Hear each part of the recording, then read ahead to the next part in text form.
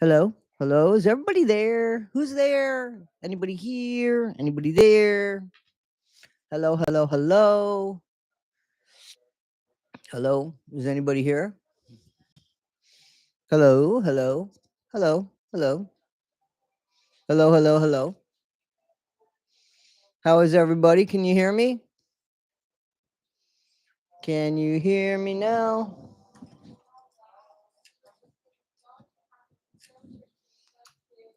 Yo, yo, yo, yo, yo. Can you guys hear me? Yes, yes, yes. Okay. Okay, okay, okay, okay. Okay, guys. Okay. How is everybody today? Hey, Jamie. Hey, Opas. Holly. Jamie, I want some coffee, man. And you should try that AMSR or however that is. That video is filled with it. Holly Jolly, how you doing? I already spoke to you earlier today, so I know how you're doing. Milk Dud, Grace's Gravel, LI New York 7514. Karen, that's my name. One of my best friends' names, too. How is everybody? Rose Batista, Opa's Angel. Today's is I like coconut cream pie. I don't have any coffee today. I mean, I have coffee, but I don't really feel like I don't want anything that heavy. It's cold here, guys. I don't know where you all are, where all of you are, but um yeah, it's cold here. Like it's really cold here. And Danny, she doesn't care. She thinks that I need to stay outside with her. Like she's crazy. She's crazy. 72 and sunny. Must be in Florida. Freezing in Michigan. It's cold here in Utah. SL Conley. So this book is like by where you're from. I'm treating frostbite on my chickens right now. It's very cold in Connecticut. Well, I'm in New York State, so I'm right next door. Hey, Georgia, my friend lives in right by the North Carolina Tennessee border, basically, and she got snowed in. She got snowed in. We're supposed to get some snow in Louisiana. It's going to snow. Hello from Denmark.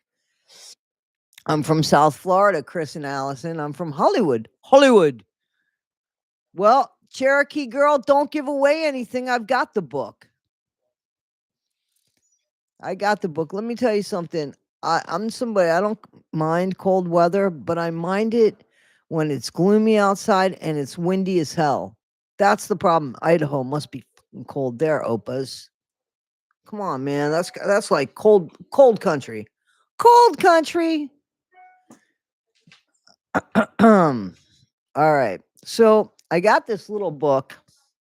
I wanted to get some ginger ale for me. No. Now Milo is checking out Danny's little freeze bone. Milo got a freeze bone. Don't think I give one without the other. They both get at the same time. Danny is just takes her a really long time. Your husband and you met in Hollywood? Hollywood. Hollywood. Yeah, I lived there before that damn Guitar Hotel. I lived there when there was nothing west of 441. And then there was nothing west of University Drive. I remember. You had fog all day. It's very gloomy here. Very, very gloomy here. Nova Scotia, it's got to be freezing there and windy, right? Okay, so Milo's letting it be known. Tennessee Cherokee people. Milo, cut it out. Stop it. Don't be that way. Don't be that way. You ate yours. Guys, let me get my ginger ale. You ate yours. Leave her alone. Go lay down because I'm not going to fight with you today, mister. I'm going to put you out. I'm going to put you out inside of the, I'm going to put you in the ice cold weather out there and make you freeze, sir. I'm going to make you freeze. Uh-oh. Somebody might think child abuse. Danny, go ahead. Eat that before your brother loses his mind over it, please. Go ahead. Eat your thing. Guys, this is some funky Wild Bill's ginger ale. All right, guys. So I would take it that nobody has read this book, but somebody texted. Didn't somebody just write? It's a really good written book. It's a very well written book. Somebody wanted me to say they wanted me to compare Gyps Ahoy's book with this book. I don't think I need to do that. I think when I start reading this book, it's going to compare itself. What do you think? You have read it actually? Well, I hope that you allow me to read it to you. That's why I'm drinking ginger ale. It is good for my tummy. Okay. Go lay down because once I start reading, I'm going to lose it. Go lay down now, Milo. Go lay down and let her have this. It's hers. So, guys, I'm going to be reading this off of my little Kindle. All right, let me know when you let me know when you're ready. No comparison. I haven't even read it. That's not fair. Okay. Where's the book? Where's the book? Where's my shit? Hang on. Hang on. I don't know what happened. Hang on. Hang on. Hang on. I'm trying. I'm trying. My book is not behaving itself. Here we go. Swipe to unlock. All right. You guys ready to rock and roll? The preface alone hooked you? Okay. The House of My Mother, A Daughter's Quest for Freedom by Shari Franke. You notice how she's going to live a private life, right? Jamie. What the hell? Guys, read what Jamie wrote. It's true, but to anybody who has been silenced, gaslit, abused, hold on, because we can't do this. You're not going to do that. You're not going to do that. You're going to go lay down now. Go lay down. Go. Come on. Let's go. Go lay down. Go lay down. You had one. Go lay down. You go lay down now. You good girl, Danny. First of all, it's all gone, Milo. There's nothing left in here. So you're fighting for nothing. Nothing's in here.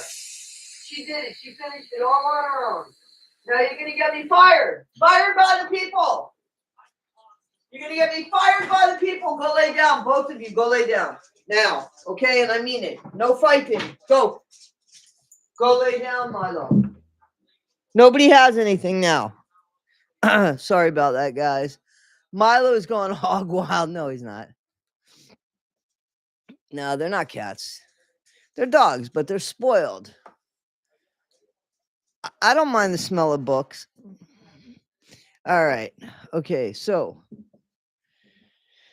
to anybody who has been gaslit, abused, or lonely, you are stronger than you know.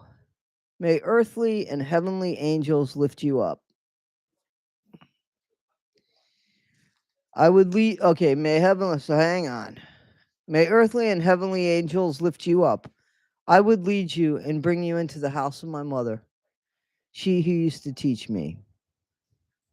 Okay. Introduction. What? You're going to get me fired by the people.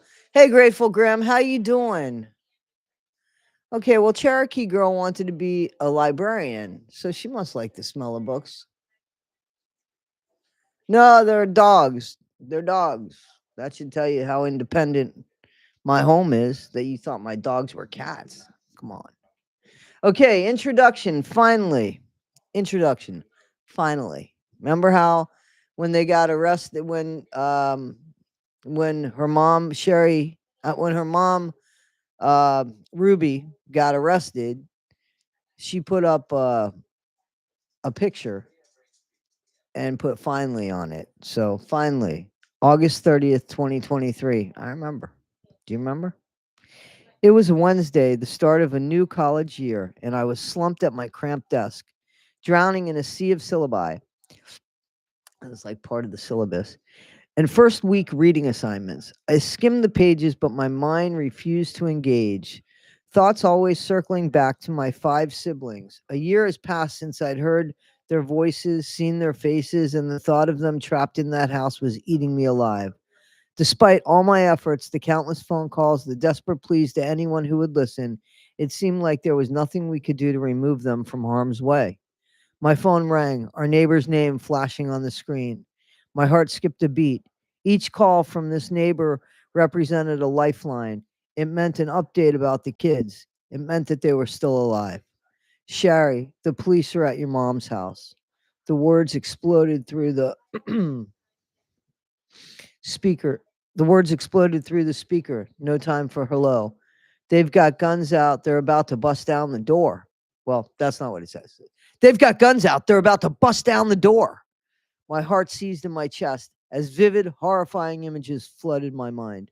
Tiny body bags being carried out of my mom's home by faceless figures in uniforms. This is a very well written book. You see the difference between the Gypsy Rose book and this book? Right away, you see it, right? Okay. It's happened, came the thought. They're dead. In a daze, I grabbed my car keys and bolted. The drive from my student apartment to my mom's house in Springville usually took 20 minutes, but today it was an eternity compressed into moments of blind panic. Who's kicking me? Milo. Okay, Milo, you got to stop kicking me. I hadn't been back to that house since Ruby had disowned me a year prior. Ruby, the self-anointed saint of motherhood.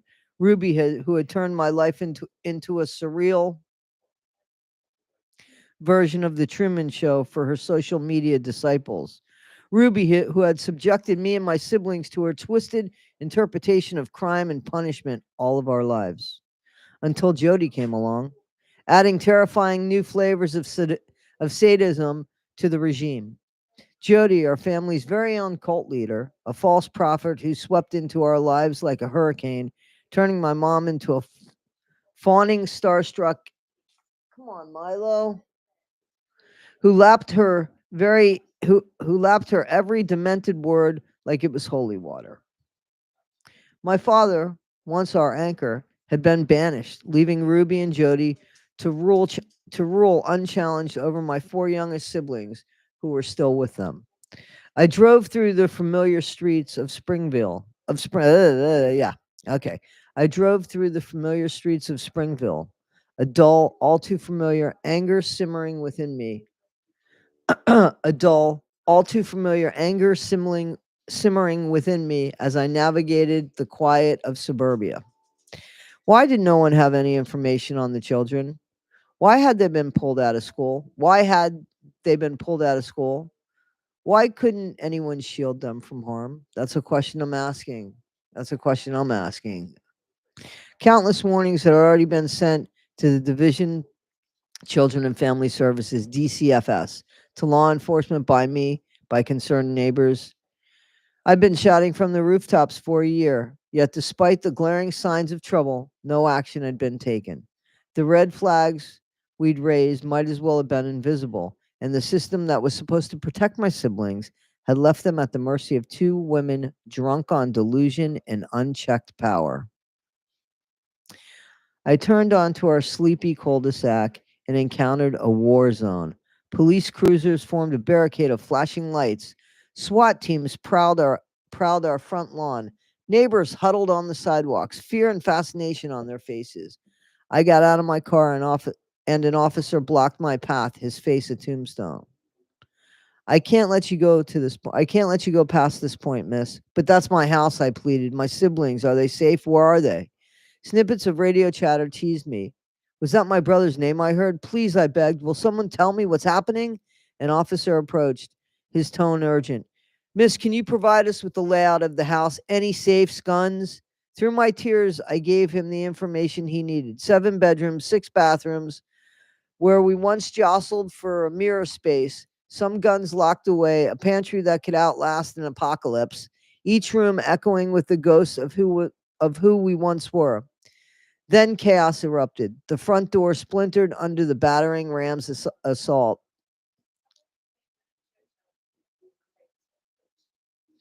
The front door splintered under the battering ram's assault. Officers swarm in like angry hornets. I stood, rooted to the spot, watching. God, please let them be alive, I prayed. A surreal thought bubbled up.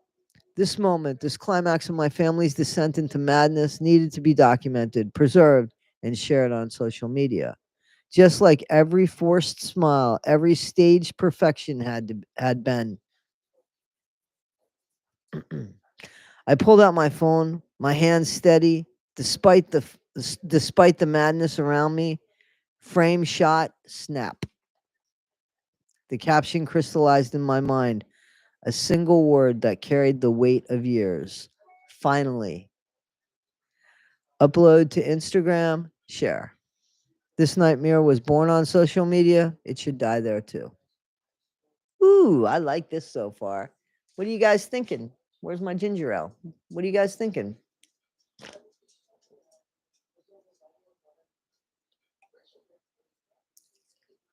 That's how you write a book is right.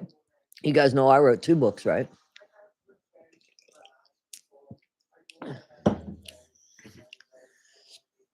All right. Excuse me.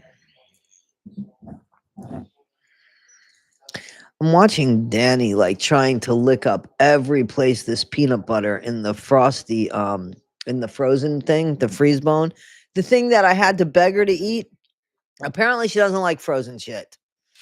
Cuz now she's trying to find any bit of peanut butter that might have been dropped. It's my dog Danny. Part 1, The Garden of Earthly Delights. Yes, Gypsy's book was bad, Karen. Kathleen, I'm sorry. Great, great, great. Yeah, those that like excuse me, I'm sorry. Ginger ale's making me a little belchy. Sorry, guys. And who's happy? You mean my Danny or Frankie? She's getting married. Ruby Frankie. I mean, Shari Frankie. I heard is getting married and staying the fuck off of social media. Wants nothing to do with this shit.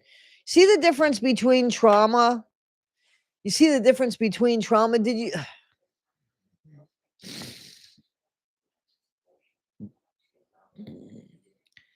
Excuse me while I indulge. I highly recommend you guys indulge as well.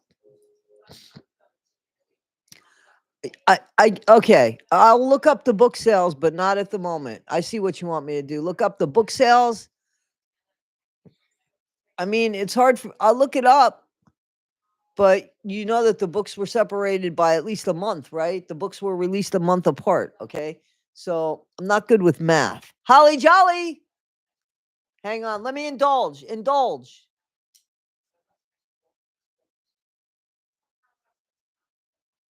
I got another video of Mrs. J and me that I'm gonna audit. I mean, edit, and then I'm gonna send it to Mrs. J to look over, and then we'll put it back. We'll put it up. So that's part 2. We're gonna have another one too after this one.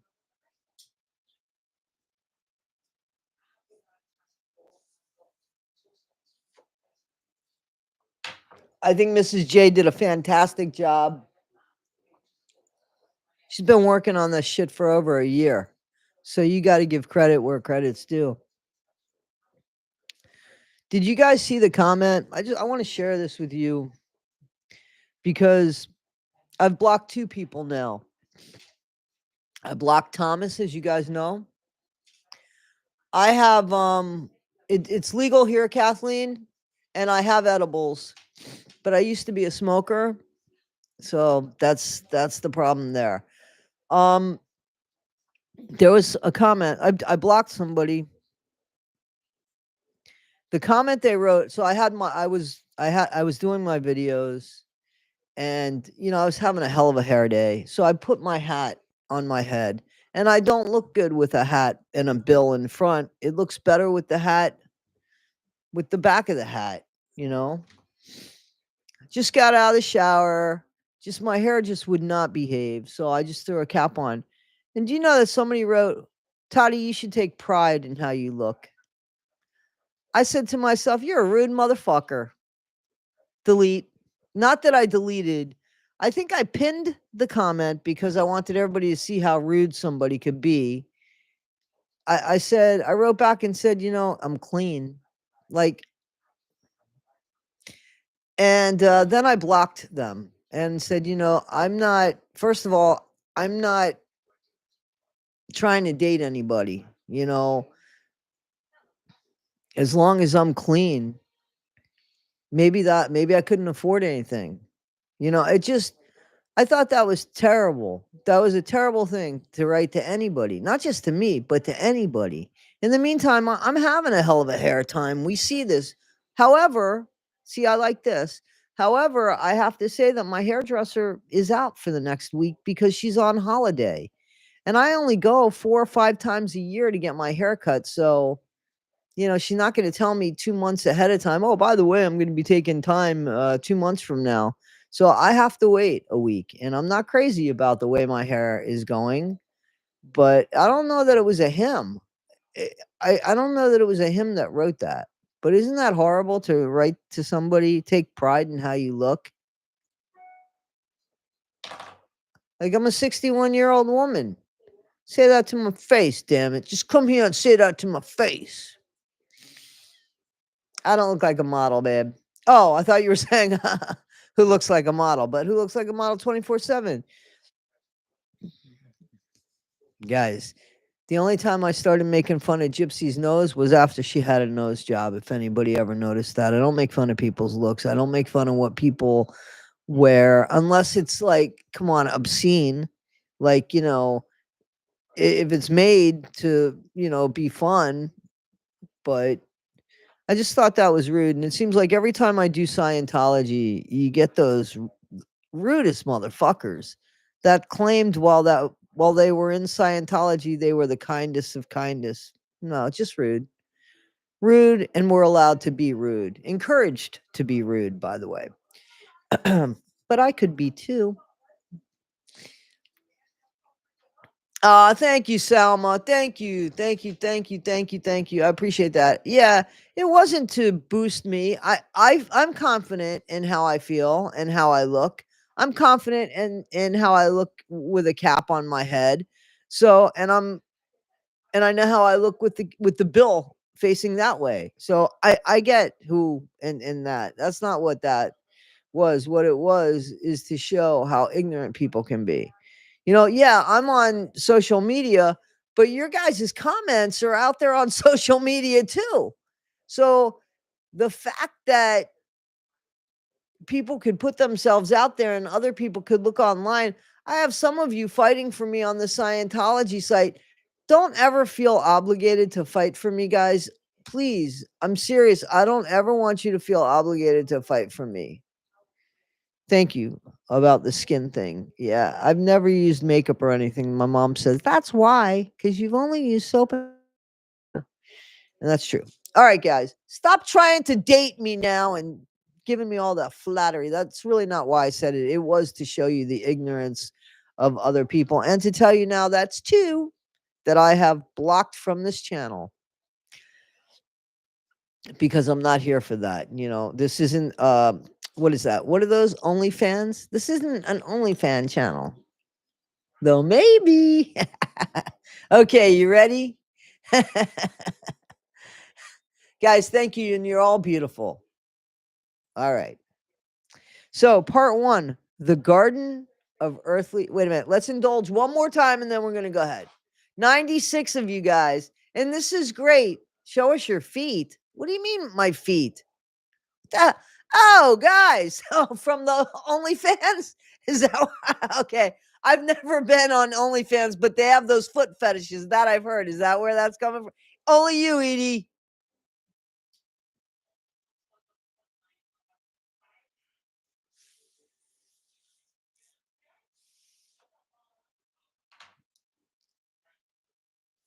Danny's going to nuts on that other freeze bone, and her head turned. I didn't know she spoke English. Now I know. Oh, thank you, Grateful Grim. Oh, thank you, thank you, thank you, thank you, thank you. Thank you so much. Thank you so much. I appreciate it. You don't have to do that, but thank you so much.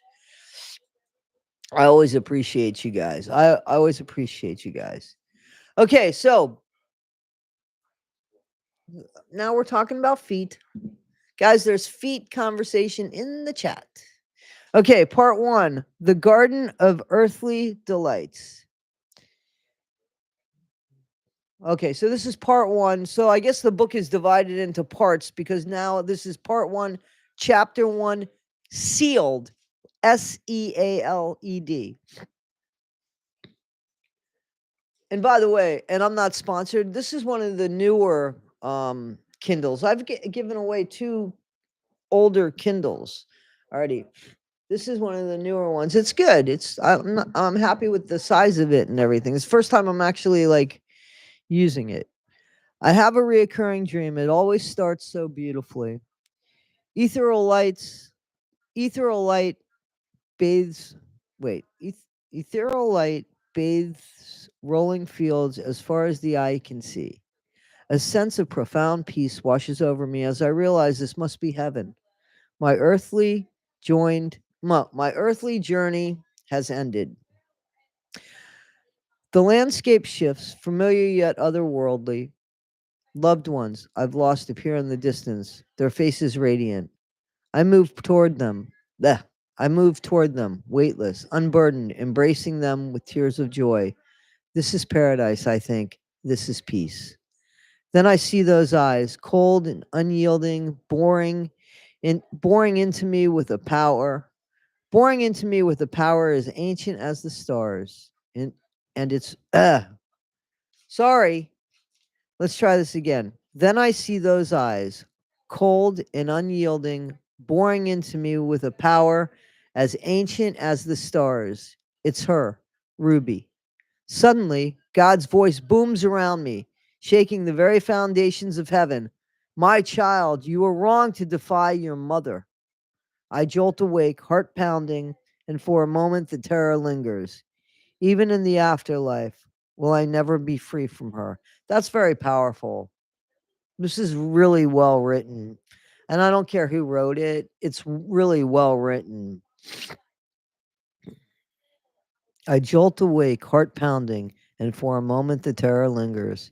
Even in the afterlife, will I never be free from her? Mm. My mother was born Ruby Griffiths on January 18th, 1982, in Logan, Utah, the first child of 5 to Chad and Jennifer Griffiths. I didn't realize that her dad's name was the same as her husband. Hmm. So she was the oldest of 5 children born to Chad and Jennifer Griffiths, whose families had been devout members of the Church of the Latter-day Saints, of the Church of Jesus Christ of the Latter-day Saints, LDS, for generations. When Ruby was young, her family relocated to Roy, Utah, a small city where the LDS Church shaped nearly every aspect of life. In this tight-knit community, days revolved around scripture study, clean living, and above all else, family. That is, after all, the cornerstone of our faith. As the eldest in a strict conservative home, Ruby's childhood was less about play and more about responsibility, and she was tasked with helping to raise her younger siblings. I can easily imagine a young Ruby, spine straight and eyes determined, navigating her family's expectations with a sense of righteous purpose, eagerly anticipating the day when she would have a family of her own, relishing the thought of finally being the one to make the rules and shape her home exactly as she saw fit. Huh. For Ruby, motherhood wasn't just a future role, it was the pinnacle of her aspirations, the one thing she had always wanted for herself above all else, to be the boss of her own family. I see that the chat's going on. I'm not really going to pay attention to that, guys. If there's a reason for me to pay attention, I will look into the chat sometimes when I'm done reading some stuff. So just copy and paste and hit some asterisks in front of it, please.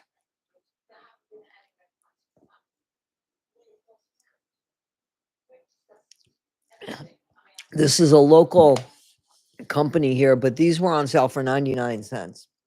They're usually like 2.49.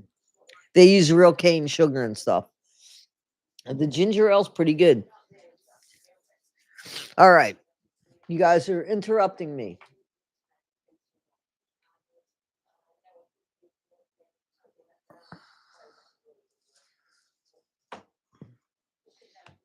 Are we talking about gray hair? Okay. All right. Sorry, I had to burp. I had to burp.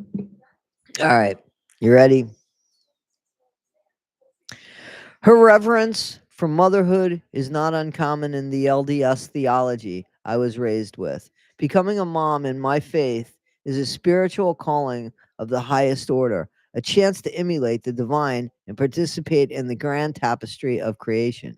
Perhaps that's why the physical toll, the discomforts of pregnancy, the searing pain of childbirth, except for Gypsy Rose, weren't seen as obstacles to be overcome or burdens to be endured by Ruby. Rather, they were sacred trials, opportunities to demonstrate her unwavering faith in God's plan and secure her place in the celestial afterlife alongside the hallowed ancestors who had walked this path before her. As soon as she turned 18, as soon as she turned 18, the starting gun went off in Ruby's race towards eternal exaltation, and my mother embarked on her mission to populate not just her earthly home, but her heavenly mansion as well. It's true, man. Most Mormons, they have a lot of kids. First, though, she needed a husband. In the year 2000, when 18-year-old Ruby first set foot on the Utah State University campus, she had one thing on her mind. She had one thing on her mind: man hunting. She's a man eater. Yes, she had chosen accounting as her major, but college was never about learning for Ruby. It was about finding a mate so she could get married, start a family, and begin fulfilling her divine purpose ASAP, and to be as bossy as hell, which is what I added.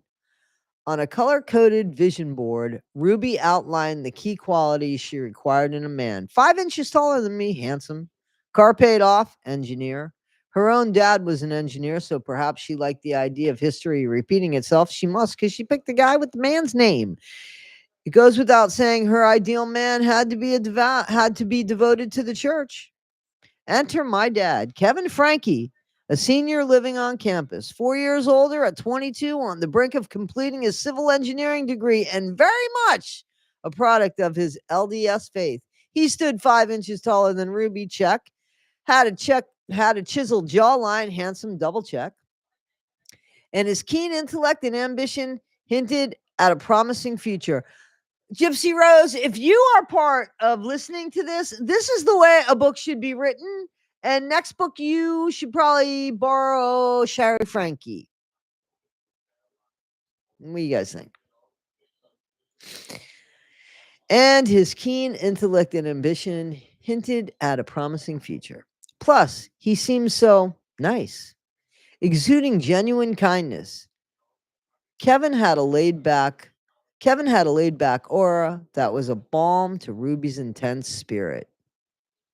Ruby had no interest in power struggles. After all, what she needed was someone relaxed enough to let her take the reins without too much resistance. A co-pilot content to let her navigate their shared journey, pay the bills, and give her the children she longed for. So in other words, a baby daddy. And pay for me too. Born on October 9th, 1978 in Ogden, Utah, Kevin was the youngest of 7 siblings, trailing his nearest brother by a full 12 years. Kevin's late arrival made him something of an anomaly. While his siblings were navigating high school and beyond, he was still learning to tie his shoes, and his days unfolded in a haze of neighborhood adventures and sports on TV, overseen by parents who'd done it all before. Kevin's mom didn't like to cook or bake. Wow, life revolved around pre-made meals, TV, and talk of faith. The household was generally relaxed, without a lot of rules, an easygoing environment that sculpted Kevin into a gentle, even-keeled sort of guy. Like Ruby, Kevin was devoted to finding his spiritual partner, a future mom to the children he hoped to raise in the gospel. But he had come to college to learn, secure his future, and had been in no hurry to meet his wife until he laid eyes on Ruby, that is. How we doing over here? The missionaries are everywhere. Hello, Shorty Pie 30. People are saying hello, Diet Pepsi drinker. Sorry about that, Diet Pepsi drinker. Well, Danny's giving me a run for the money. Yeah, they're asking about you, and I'm telling them you're giving me a run for my money today, Danny, when it's cold, it's very cold outside, and you just are not in any hurry to do anything. Yep. Yesterday, she laid in the bed with us. She never really lays in the bed with us and stays there. Yesterday, she did. That was so sweet. She could be the sweetest little girl. Well, Hero's the sweetest little girl. She could be the second sweetest little girl. Okay. So, until he laid eyes on Ruby, that is, he saw her first working the room at a welcome. Okay. Okay. He saw her first working the room at a welcome week hot dog social on campus. The undisputed queen bee, Ruby flitted from man to man, her flirtatious confidence unlike anything he'd ever seen before. It helped that she was naturally beautiful, blonde, with a huge, dazzling smile and a svelte figure. Ruby was just his type. As she methodically auditioned potential husbands like a director casting her leading man, Kevin sensed the clock was ticking. Ruby was a prize catch, and if he didn't somehow distinguish himself in the crowd, he'd wind up just another also. He'd wind up just another also ran in Ruby's race to the altar.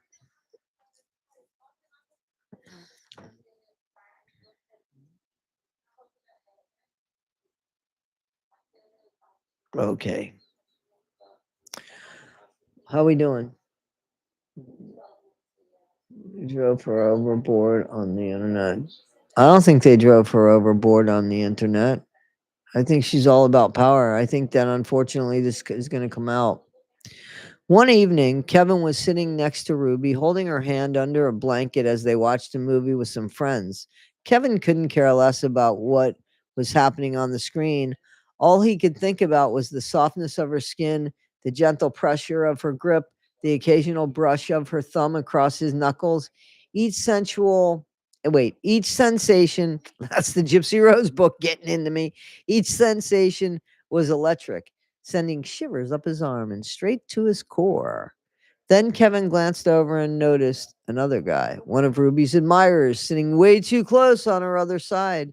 His stomach dropped as he realized Ruby was holding this guy's hand under the blanket, too. Ruby, Frankie, come on. Usually so level headed, Kevin jumped up, his face burning, heart racing. Without a word, he stormed out, leaving Ruby.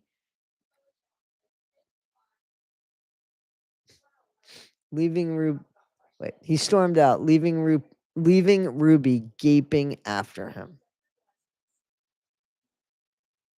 The next day, Kevin talked to Ruby and laid down the law. No more hand holding with other guys. Period. Ruby, attracted to his passion for her, fast tracked Kevin to meet the Griffiths, her parents and toughest critics. They approved, and Kevin in turn introduced Ruby to his parents, the Frankies, who thought Ruby seemed like a lovely young lady, perfect for their son. 2 weeks after the day they met, Ruby cut to the chase. So are we getting married? She asked. Kevin, caught off guard, uttered the most dangerous word in the dictionary. Yes. In just 14 days, they had gone from strangers in the night to engaged strangers, strangers in the night.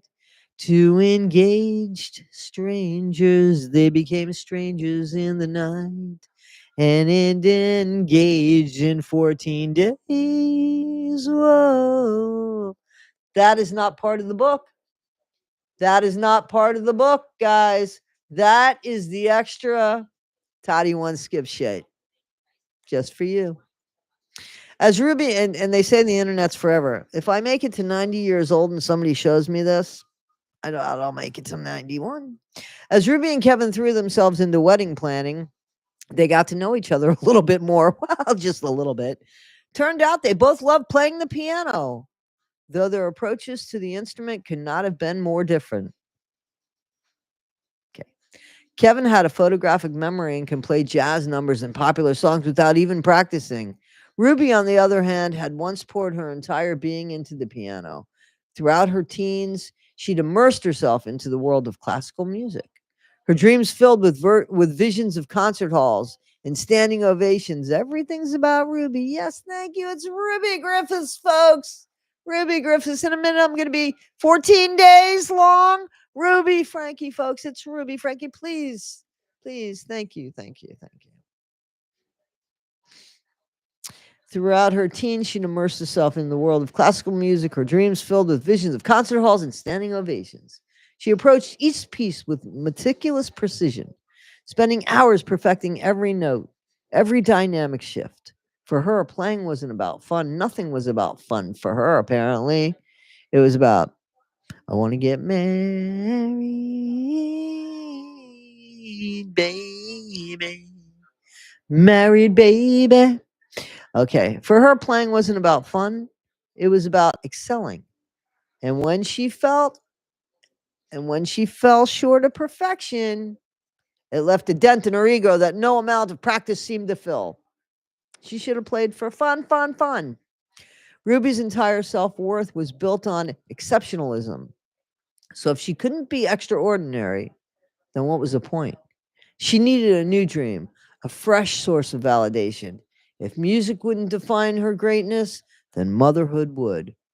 Cherubic faces, cherubic faces, cherubic faces, cherubic faces, to beam up at her with the love and admiration she craved. Blank slates ready to be inscribed with her wisdom, wisdom, her values, her rubiness. So her daughter says, her rubiness. And remember the faces. A couple of kids would have suited Kevin fine, but Ruby craved a clan.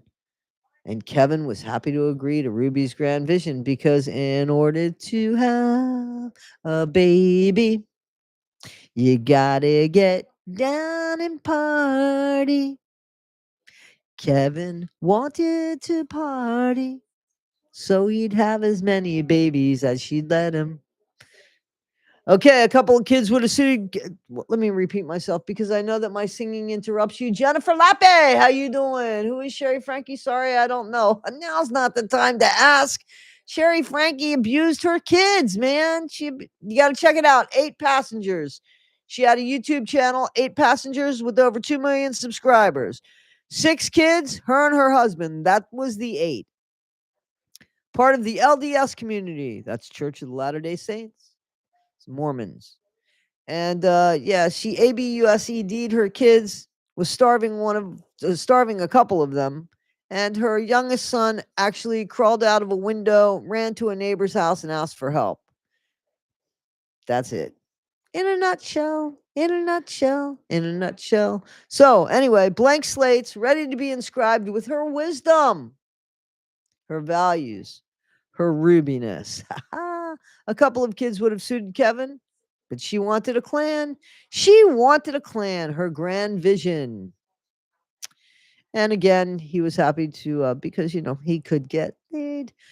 Thus, the dynamic was set. Kevin, the perpetual supporting actor, to Ruby's lead role in our epic production of The Ultimate Mother. Ultimate Mother. On December 28th, 2000, barely 3 months after their first meeting, Ruby and Kevin strode toward the temple, going to the chapel, and they're gonna get married. Yeah. After 3 months meeting each other. Okay. Well, it lasted over 20 years, apparently, right? So, On December 28th, 2000, barely 3 months after their first meeting, Ruby and Kevin strode toward the temple, ready to be eternally sealed in the eyes of God. Ruby was a vision in ivory, her hair a cascade of curls, a southern western blanket draped over her shoulders against the winter chill. Even Kevin's mismatched shoes, one black, one brown, thanks to rushed dressing in the dark, couldn't dim her smile. Yeah, but I bet you she held it against them. That's how they knew about it. This was it, Ruby's fairy tale moment come to life with one brown shoe and one black shoe. As the vows left her lips, she felt her happily ever after unfurling before her like a red carpet. Finally, Her life was about to begin. What are you guys thinking? What are we thinking, guys? How are we doing? Musical chairs not nearly as much fun online. What are you guys doing talking about musical chairs? Going to have 10 babies and send them to educational camps. Yeah, yeah, yeah.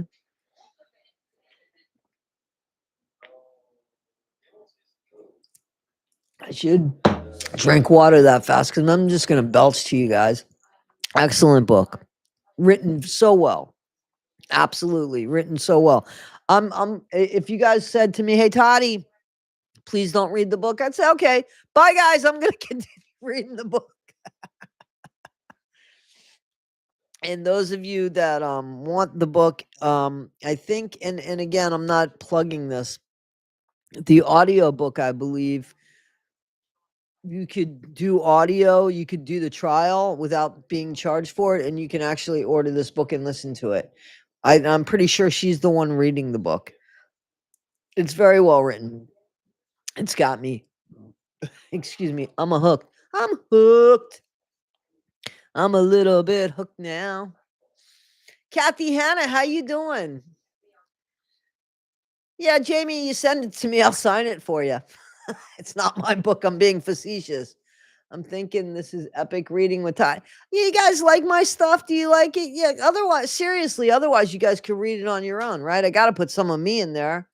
Otherwise, and seriously, and for those that have a hard time reading, she could read it to you. Like Shari Franke, I'm pretty sure she's the narrator on Kindle. I mean, on the audiobook. I'm glad. Irish, wait, Irish Ivy J. Sorry about that. Irish Ivy AJ. Sorry about that. I have whatchamacallit? The secret sauce. Thank you, Kung Fu Panda. I have uh progressive lenses. That's why I have a hard time sometimes seeing things because of where it is. Okay, so we're gonna go to another chapter. This book's a lot longer and a lot better than the other book. So tomorrow I'm gonna go look at something, so I won't be able to do this. But Friday I could come back and do this at 2 o'clock again if you'd like. I'm glad, Kathy. I'm glad you're doing well. Okay, so yeah, so we'll go ahead and I'll read chapter 2 and we'll see how long that is and we'll see if we'll read another chapter or if I'm going to go to bed. I'm glad. I'm glad, Jamie. It works for you. That's perfect. I'm so glad.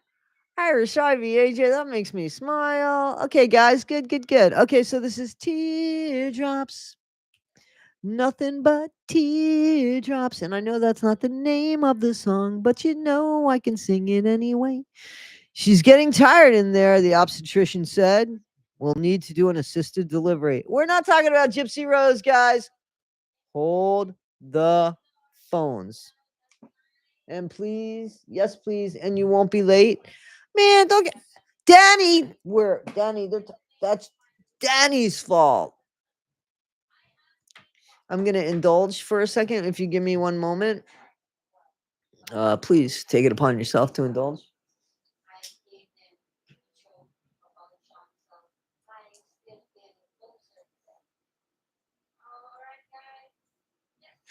Guys, I got some exciting stuff. I'm gonna check out a piece of land tomorrow. Um, and hopefully I'm gonna put something on that land for like 3.5 years until I retire. And I'm not gonna have people living over my head. All right, so we ready to go? It is exciting. I'll know more. Danny is excellent, but she's the most peculiar dog I have ever had because what motivates her one day does not motivate her the next day. There is no pattern with her, to be honest with you. And trust me, I watch her. I know my dogs. Danny is just trying to figure things out. I think she's a lot younger than they thought she was because she had these black spots on her belly like a cow. And so did Hero at one point, right? and now those black spots have faded, and those are puppy spots, you know what I'm saying? Now her belly doesn't have those spots anymore. So I think that she was a lot younger, and I know that she gave birth. So I think that she was traumatized, my little girl. I really do. I really do. But she's so sweet. I love her. I mean, I love her. She ain't going nowhere except with me. You know what I mean? And my old boy here, well, he's the happiest guy you ever want to meet. Milo, he's always ready to just run, and when Milo runs, he hops. Like I have a picture of him because he doesn't like he like hops. He's yeah, I love them so much. Anyway, guys, teardrop. Don't get me. Yeah, she gives me the love too. She's just weird. She's so peculiar. Cover those ears. She's so peculiar. Okay. All right. Teardrops. Okay, so she's getting tired in there. Okay, we'll need to do an assisted delivery again. We're not talking about Gyps Ahoy. Then, with a contraption that looked better suited to cleaning carpets than guiding new life, the doctor suctioned my head and forcibly pulled me out into the world. That's a pretty good description. It was March 3rd, 2003. And after 9 difficult months of pregnancy filled with a slew of medical complications, 21-year-old Ruby had finally evicted me. That's a funny thing. Okay, I didn't write that. She wrote that, and that's excellent. That's excellent. That's really a good line. That's really good. So I'm gonna go ahead and reread that because that deserves it. It was March 3rd, 2003, and after 9 difficult months of pregnancy filled with a slew of medical complications, 21-year-old Ruby Franke had finally evicted me. Her first baby from her womb. Somehow, through her fog of pain and exhaustion, Ruby managed a victorious smile. Of course she did. In her arms lay not just a baby, but a woman's ultimate power, her divine right to mold a new soul in her own image. Think about that. That's fascinating the way that that's written because that's what she did. I mean, if anybody knows anything about Ruby Franke, like she fucking thought she knew it all, right? She really thought she knew it all. You know, and there is power. There's so much power. Like for me to fish legally in the state of New York, I need a fishing license. Anybody can have a kid. Anybody can have a kid. There's no age. And it's only biological, the age, right? Anybody can have a kid. Cradling me in the exhausted aftermath of delivery, she looked past the squalling, writhing. Cradling me in the exhausted aftermath of delivery, she looked past the squalling, writhing bundle in her arms to the exalted future I represented in my tiny frame. Ruby saw the first brushstrokes of her magnum opus, Chapter 1 in the epic narrative that would be her legacy of unparalleled parenting prowess. Yeah, the only bad thing I have to say, and I speak like this, but to read it is difficult. There's a lot of like same first letter words in here so that it could be tongue twisting. You know what I'm saying? Like chapter 1 in the epic narrative that would be her legacy of unparalleled parenting prowess. You know what I mean? So unparalleled parenting prowess. I feel like it's almost like a tongue twister. Oh, I'm sorry. I'm sorry that people have lost people in the family. I'm so sorry. Gypsy is molding Aurora. Exactly. Bingo! Bingo. Bingo. Bingo. And Gypsy was her name. Oh. Being a perfect wife and mother was always her goal. What really happened? was always her goal. You mean which one? The Frankie lady? We're gonna find out. We're gonna find out right here. Her daughter's telling on her. Well, pardon me, M. Cook. We are not talking Jip. I know that that's not the way that you wrote it. You better not have written it that way. Yes, Ruby Frankie. She always wanted to be a mom. That's what she said. Yes, but her daughter is saying only to have the power to make people as she wants them. Right? So, all right. Well, let me have some more of my ginger ale.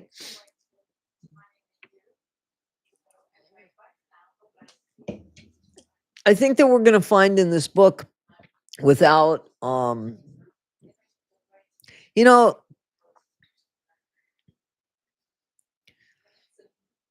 there's another book that I have. It's called Visions of Glory. And that's the book that Chad Daybell believed in, and Lori Daybell believed in, about the zombies. And okay. And who's that guy that's now under criticism? The one that went and would stop the sex trafficking. I forget his name. He had a movie, something train, underground, something, not that long ago. And the Franke family, and all of these people are Mormons. And that Visions of Glory book was written by a Mormon. And there's something about that. So, oh, Tim Ballard, exactly. That's who it was, Tim Ballard. I do have that book, but not yes, you're Underground Railroad. I wanted to understand what it was that they were thinking, or not really understand per se, but at least what was in that book that made, and I understand it now. I think it's bullshit. I can see where people would want to believe parts of it and use it as excuses for stuff, but yeah, I don't think that book is good. I don't know about reading that book, to be honest with you. I don't know about reading that book. All right, guys. So let's go back into this one. Her divine right to mold a new soul in her own image. Okay, remember? Cradling me in the exhausted aftermath of delivery. Oh, no, I already read that shit. Okay. Unparalleled. That's right, because I said unparalleled unparalleled parenting prowess. Okay. When I was around 3 months, Ruby took me to the pediatrician to find out why I was so grouchy. My constant wailing was testing her vision of motherly bliss, but the doctor said it was just colic. When I began refusing my bottles and growing lethargic, Kevin freaked out, rushing me to the emergency room. When they discovered that I had a life-threatening intestinal blockage, wow, that's scary. That's scary. Without the immediate surgery I received, I most likely would have died. From the very start, it seemed my childhood was destined to be a fight for survival. Ruby didn't believe in comforting me when I was a baby, not in the way most parents do.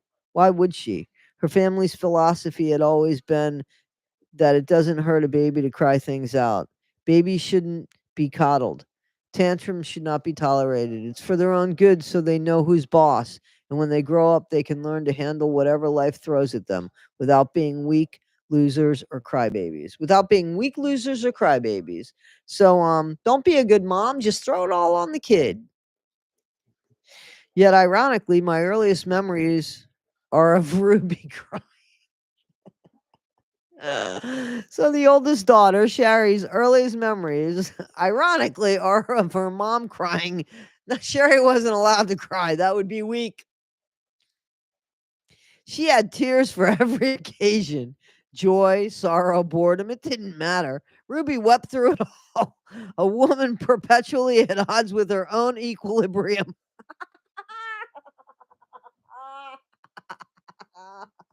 Oh God, hold on. Because with these Kindles, I can save this shit. Hang on. That was funny. We're gonna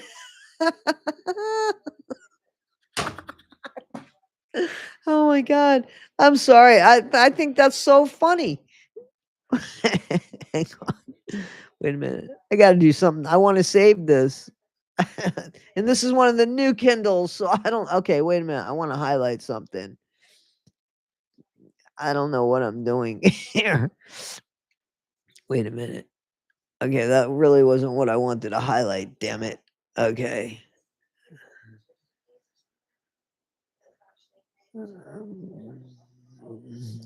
That's too funny though.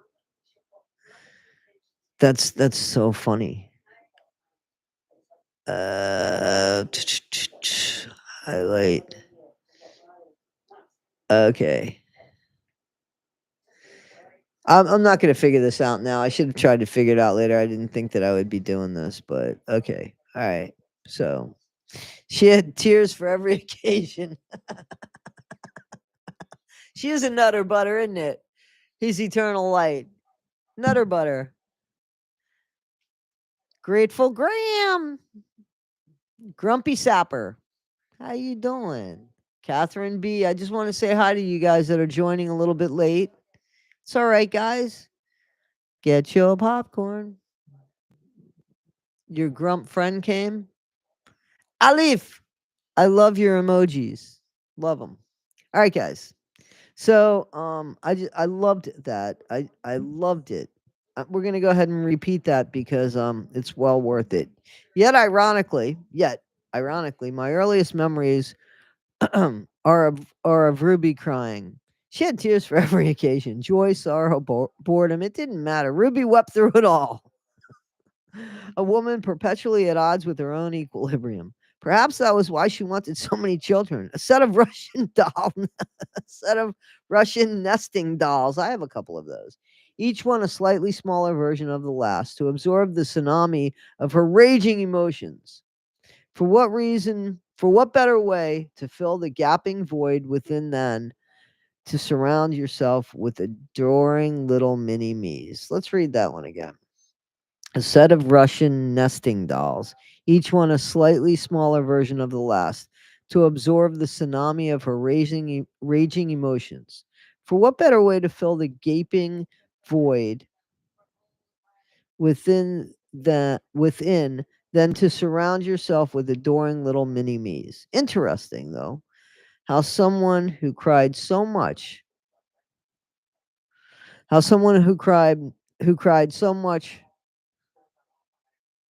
herself seemed entirely immune to the tears of others, including mine. Yeah.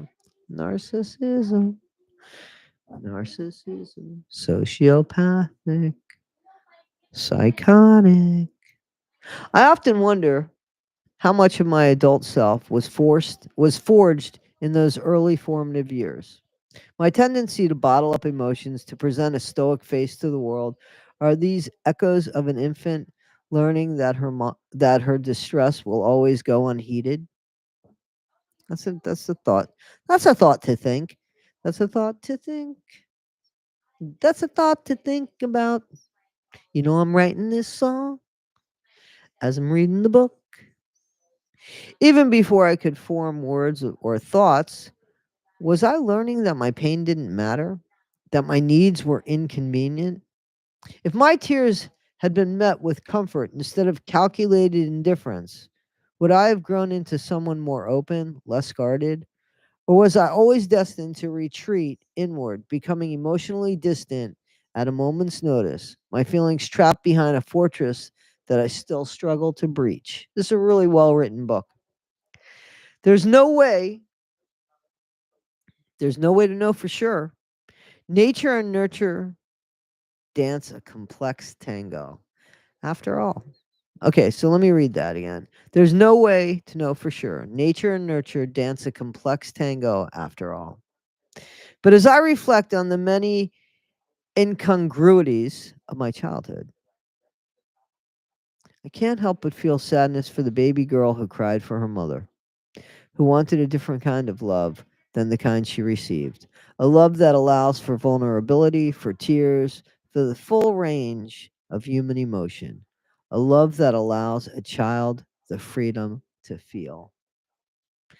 There's a lot of power in that. There's a lot of power when you give a kid and even animals the safety,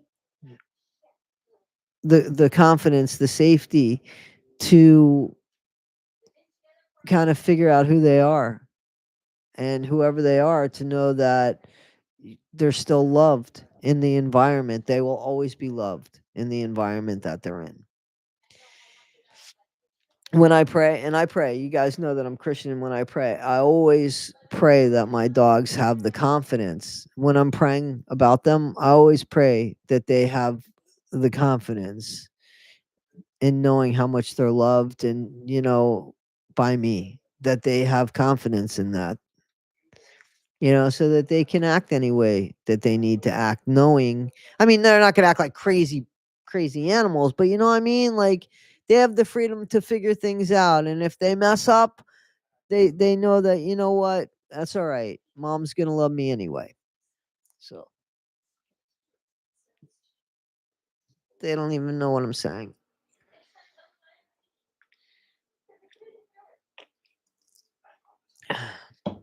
All right, guys, do you want me to? So it seems like I'm on page 12. This book actually has numbers. I don't know why Stenad's book didn't have numbers. You know what I mean? I don't know why Gypsy's book didn't have numbers. So do you want me to go to chapter 3? It's only 308.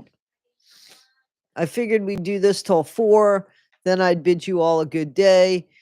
I'd go to sleep. I gotta do the Mrs. J video. I'm halfway through that. She probably won't get that and give it back to me till the morning my time, because she's in the UK, and I'm not going to get that to her until late tonight. But I thought I lost it on the I had confidence that I didn't like lose it too far, but I couldn't find it on the computer. It was really weird. Time to indulge, guys. Take a small intermittent break. Don't go too far.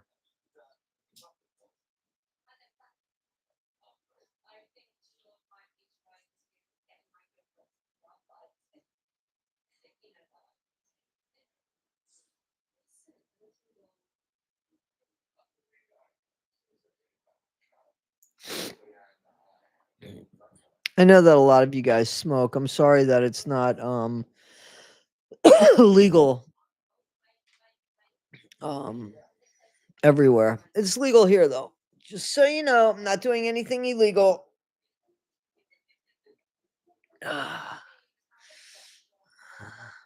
Puff puff pass. Yeah, I got a shirt that says that. I didn't really listen to or have anything to do with Chip's book. Yep. You didn't listen to me read the book Grateful Graham? I read that book. I did some improv there. It was pretty funny, no? Oh, Opus Angels giving out 5 gifted memberships, guys. 5 gifted memberships. Thank you so much. Thank you so much.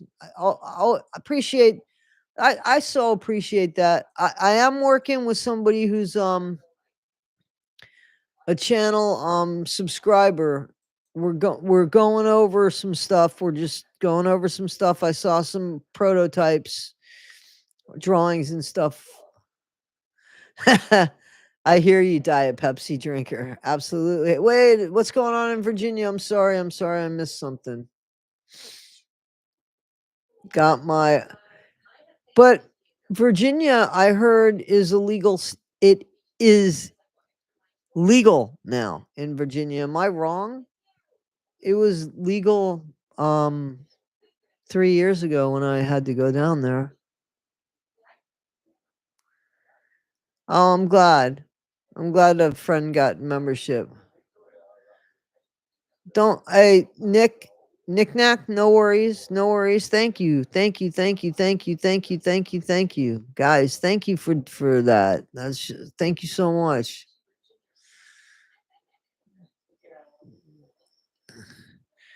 Thank you so much, Cherokee girl. Thank you. Thank you so much. Jennifer got that. Jennifer Lappe. All right, guys. So we want to go read another chapter, yes?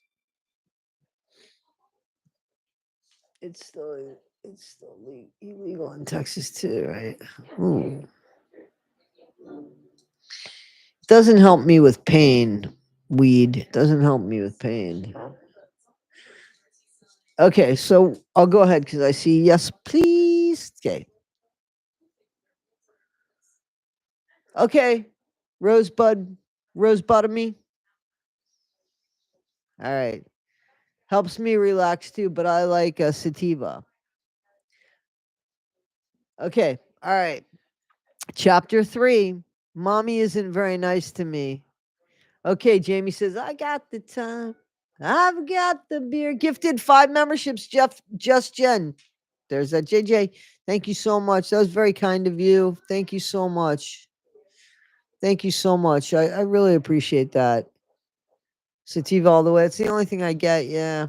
I'm just sitting in a car line to pick my grandbaby up. Well, thanks for allowing us to be part of your journey, Grateful Graham. I really mean that. Thank you for that. Thank you for that. All right. So, chapter 3 Mommy isn't very nice to me. In 2005, when I was 2, the Ruby Show expanded its cast with my brother Chad's debut. Alongside him, another addition, our first dog, Nolly, a bouncing yellow Labrador puppy full of energy and love. She'd bound up to me, tail wagging furiously, showering me with the sloppy kisses. Nolly, much like my little brother, would never fail to make me laugh. In 2007, Ruby's third child, a girl, arrived on the scene.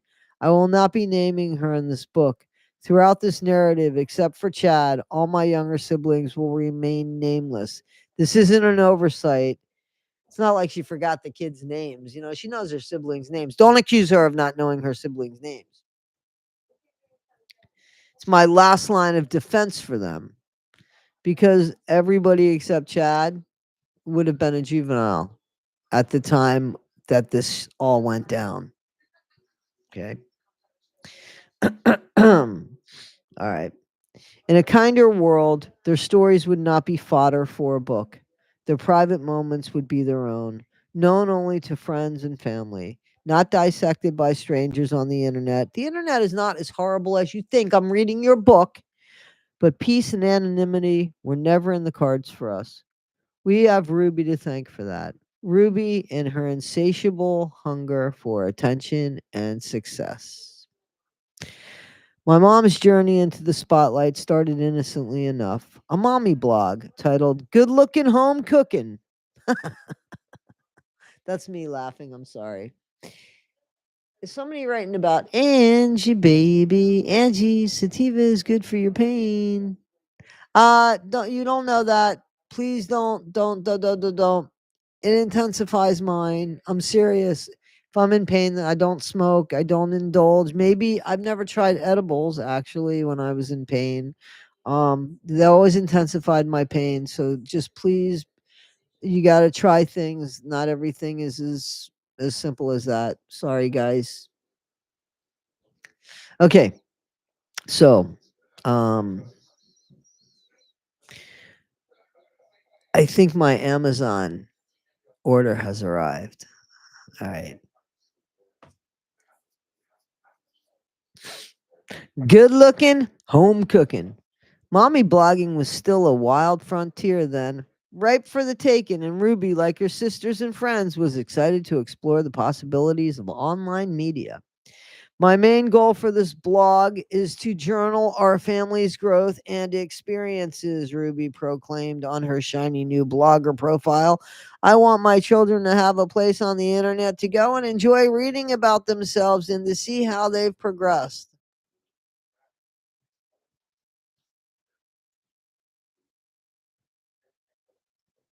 Home movies could do that. It didn't have to be something for the world to see. I'd like to make the world see why my children have all changed. I'd like to give them not a Coke because in Mormonism you can't. Just ask Donny Osmond if he's ever. I can't do that seriously. I can't.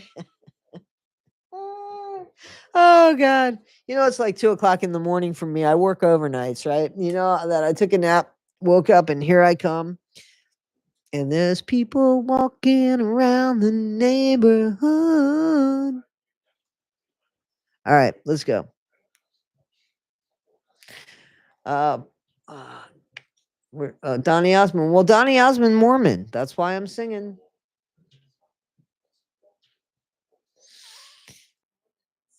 Roses are red, my love.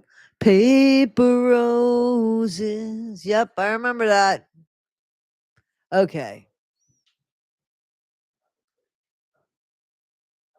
Okay, we're still talking about weed in the chat, guys.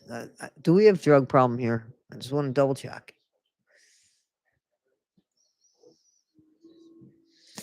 Oh, thank you so much, Millie the Mermaid. That was very nice of you. Very nice of you. Thank you so much for that. That was very nice of you.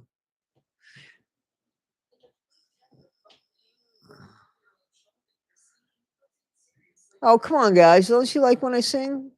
Catherine B. Jackie 24, how you doing? How you doing? We have the best community. Thank you. I think so too. Say what? Okay. All right, let's go. Your singing is so funny. You're making fun of my singing? Is that what I'm hearing? Okay. So she fed some bullshit to her family by telling them, I want you guys to have a place that chronicles your progression and all your mistakes in life for the whole wide world to see, like giving them Coca-Cola. I'd like to give the world. You guys caught the melody I was singing there. Come on. Come on. Step it up, guys. All right. In my church, we listen. Here you go. In my church, we're encouraged to document our lives meticulously, creating a roadmap for future generations to understand their roots. And it seemed as though the internet was just an extension of that, another way in which to do the Lord's work. Her little recipe filled blog gave Ruby her first taste of online existence and the possibilities it held as a tool for self expression, a way to project her identity. A way to project an identity and forge a connection with people by sharing her recipes for raspberry butter. I want some honey lime chickadoodle and trail mix cookies. Painting a picture of a home filled with the constant aroma of freshly baked bread and lovingly prepared meals, but not lovingly prepared parents. The truth is, I'm not sure she ever made those dishes. I thought she was a cook, but she wasn't really, was she? Okay. So she was just full of shit. She talked about making them, but never really made them on the cameras. Like, how does that work? Did she buy them? She buy the prepared meals and then talked about it and said, voila. The truth is, I'm not sure she ever made those dishes. Sure, Ruby was always baking something. She enjoyed trying out recipes from her Ann Romney cookbook. Oh, God. But most of the recipes on good looking home cooking were aspirational rather than realization. Well, rather than realistic. There were hopes and dreams. Part of an image, that of the smiling flour smudged mama. Flour with, flour from baking flour like that. The gaggle of cherubs gathered around the table. Even at this early stage of her online career, Ruby was showing her willingness to sacrifice authenticity on the altar of appearances. That's not very godly. I don't think that's in the Bible. I think that's in the People magazine. Flattery, the greatest form. There are some exceptions. I can confirm that her bread was legendary, a staple of every family gathering and potluck. She'd slice it thick, each piece a small loaf in itself, with uneven air pockets that spoke of hand kneading and patience. The crust always had a slight crackle, giving way to a soft, warm interior. It was the kind of bread that demanded to be noticed, that turned a simple sandwich into a meal. One slice was often enough to fill me up, though I'd usually end up eating more. I hope she got the recipe for that friggin' bread because it sounds good. She went on to start other blogs. Full Suburban, a mommy blogging group with her friends called Yummy Mummies. Exercising her natural flair for marketing, she started branding our family photos, putting a logo in the corner saying, "It's a Frankie life." My three aunts, Ellie, Bonnie, and Julie, who had all settled within an hour and a half's drive of one another with their husbands and owned growing broods, showed similar interest in blogging. It seemed embedded in the Griffiths' DNA, this feminine urge to take family life and turn it into something bigger, an enterprise. All my kids are going to learn how to play the piano, Ruby proclaimed. So let me do it that way. All of my kids are going to learn how to play the piano, Ruby proclaimed. And as the firstborn, I got to be the guinea pig. From the age of 5, Ruby would wake me up at 6 a.m. and plonk me in front of our, I don't know how to pronounce it, Kaiway, whatever piano, it's an upright, to practice under her exacting gaze. Curve your fingers, Shari, count it out. She'd bark, slamming the piano with her hand, making me jump. And for heaven's sake, don't give me that face. For heaven's sake, don't you give me that face. Give me another face. Can you get one out of your pocket? Go in your room and get another face. I quickly learned that anything less than unbridled enthusiasm would trigger Ruby into a rage. One hint of displeasure on my face, and whack-a-doodle. You see, my dogs didn't even wake up from that. That's how calm and secure they feel. Because I would have woken up and yelled at me for doing that. So anything I quickly learned that anything less than unbridled enthusiasm would trigger Ruby into a rage. One hint of displeasure on my face and a whack, a smack on my arm, a flick to my lips, or a sharp tug on my ear. I rarely cried when Ruby punished me. Only one person in this house was allowed to shed tears, and it wasn't me. So I kept quiet, maintained a neutral expression, but beneath that calm exterior, a realization was taking root. Sounds like a threat. Mommy isn't very nice to me. I was grateful for Noli, that's the dog, remember, who'd grown from an adorable puppy into a full grown Labrador. So it was just a lab once upon a time, and then it became a Labra, and then full grown, became a Labrador. Okay. During those grueling piano practice sessions, when Mom's critical voice seemed to fill every corner of the room, Noli would position herself under the piano, her warm body pressed against my feet. When Mom's tirade became too much, I'd glance down to see Nolly's gentle brown eyes gazing up at me, full of love and reassurance, as if to say, "Your mom's a fucking wackadoodle, but I can't say anything because she feeds me too. It's okay, we're in this together." "Mommy," I'd whimper, padding into my parents' room late at night, my stuffed horse, bubbles clutched to my chest. "My tummy hurts again." Ruby would sigh heavily, her face pinched with annoyance. "Shari, we've been through this. There's nothing wrong with you. Go back to bed." Even then, at 5 years old, my body was beginning to rebel, as if my very cells were crying out in protest against the environment in which they found themselves. Oh, against the environment in which they found themselves. My cells were just crying out in protest against the environment in which they found themselves. I know now, of course, that the pain in my stomach was more than just a childish complaint. It was a physical response to my anxiety. At night, that constant sense of unease would transform into something frightening. I would lie in bed feeling the darkness press on me, utterly convinced that at any moment a real life demon would materialize beside me in my bed, ready to steal my soul. "Mom, are you there?" The fear was so real. I would plead with Ruby to leave the light on when I went to bed, but she had no time for my antics. "No, Shari, you need to learn to sleep in the dark. There are no demons in my house." I'm the only one. She was wrong, of course. There certainly was one. And as soon as the lights went out, others would appear, grotesque figures straight out of a medieval hellscape, demonic entities leering with twisted grins. Their contorted faces haunted my sleepless nights, their agonized stories playing out in my dreams. Why might a little girl harbor such tangible fears of demonic possession? I'm sure the deeply religious paradigm, I can't pronounce it, Paradigm.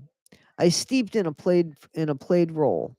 Wait, I was steeped in played a role. I was steeped and played a role. We firmly believed in Satan's power and the ability of his legion of fallen spirits to possess individuals. We believe that evil can inhabit physical forms, sometimes fleeting, sometimes for extended periods. Having been raised to believe the very air I breathed was thick with unseen forces battling for dominion over my soul. It was a small step for my young mind to imagine that battle raging in my own bedroom. Yeah, it sounds like hell.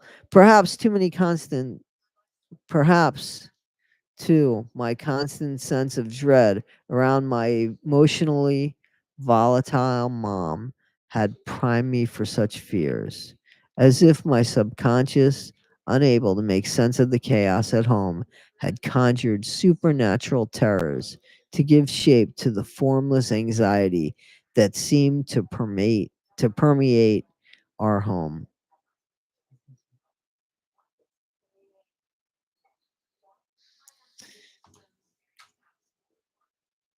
Wow. Wow. I can't even imagine living in that hell house. I want to get some water, guys. Hang on. We're still in on chapter 3. Hang on. Let me get some water cuz I want to drink fast.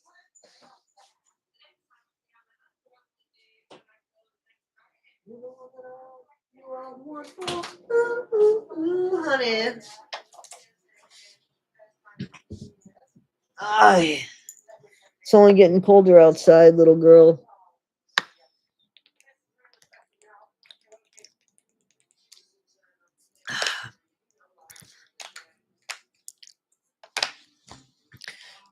Danny, it seems like a lot of people like Labradors. You know that Danny's part Labrador, right? 16%, 16% Rottweiler.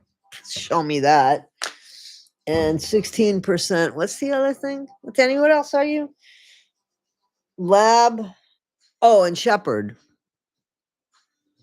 I don't see anything like that, but she does remind me of a lab that I used to have named Angie, a black lab that I used to have.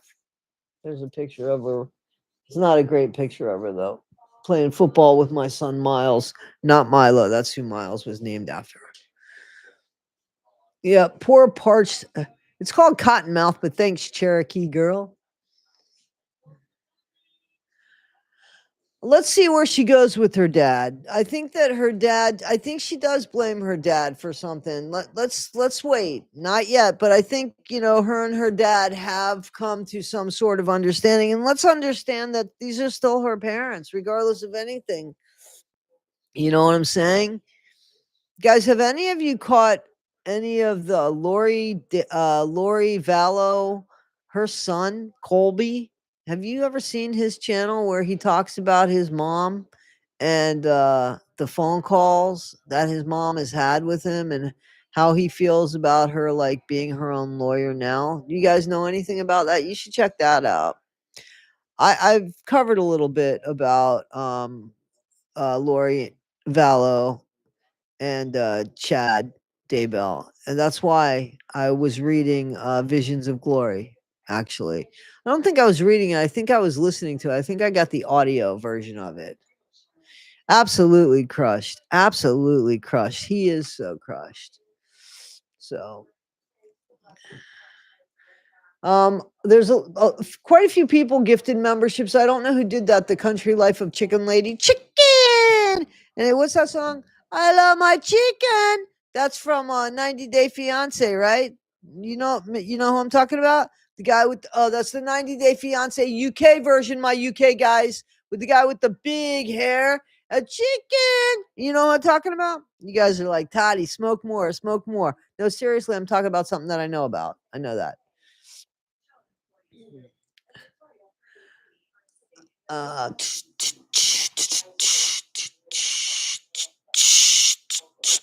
okay, chicken. Okay.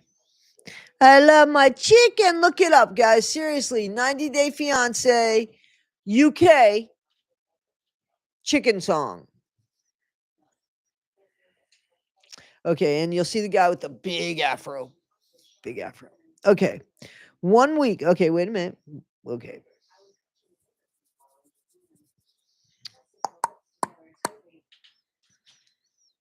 Okay, so we ended with perhaps to my constant sense of dread around my emotionally volatile mom had primed me for such fears, as if my subconscious, unable to make sense of the chaos at home, had conjured supernatural terrors to give shape to the anxiety that seemed to permeate our home. One week, 1 week I practiced a new song on my piano. Teacher had assigned. 1 week I practiced a new song my piano teacher had assigned, drilling each note and chord until I could practically play it in my sleep. Ruby seemed pleased with my progress and decided it was time to move on to another piece of music. But then came my piano lesson. Not quite there yet, sweetie, said the teacher after hearing me play. Let's work on it for 1 more week. 1 more week before she'd give me a sticker, passing it off as complete, which doubtless seemed like a small thing to her. Which doubtless seemed like a small thing to her.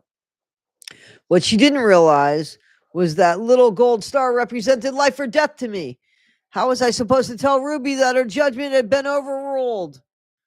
Did my teacher not understand the precarious position in which she had placed me, the delicate balance of power she had just upset?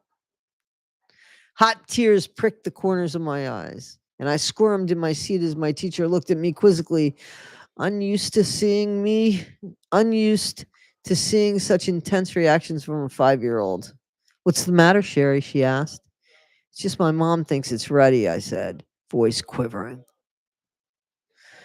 How could I possibly explain to my teacher the minefield I was navigating daily, the eggshells upon eggshells that I was forced to tread?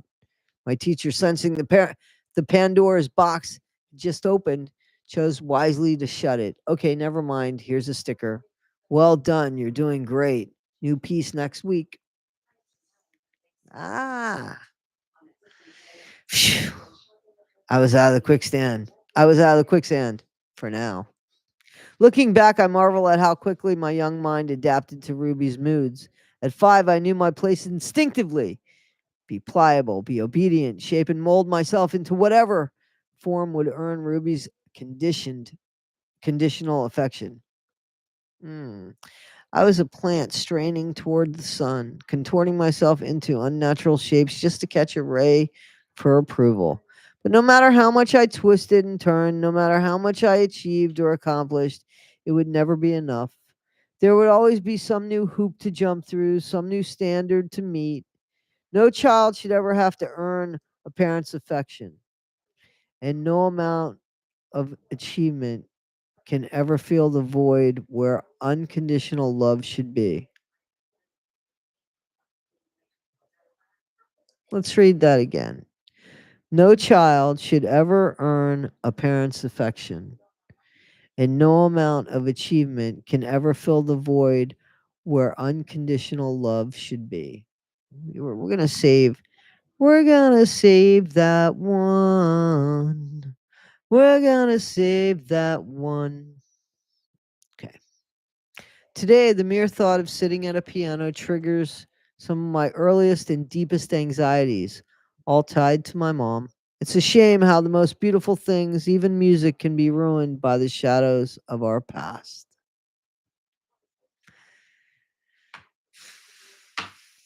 What are you thinking, guys? Toddy, drop member kink, please. I don't know who member kink is. I don't know who that is. What's going on? Oh, drop member link. You guys asking me to be kinky. I don't know how to do that. I don't know how to do it. I don't know how to get it, to be honest with you guys. I'm not trying to be funny.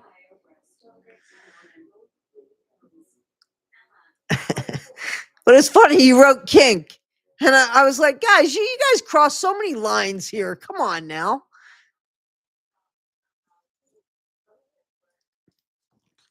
That's for sale. I'm joking. I'm joking.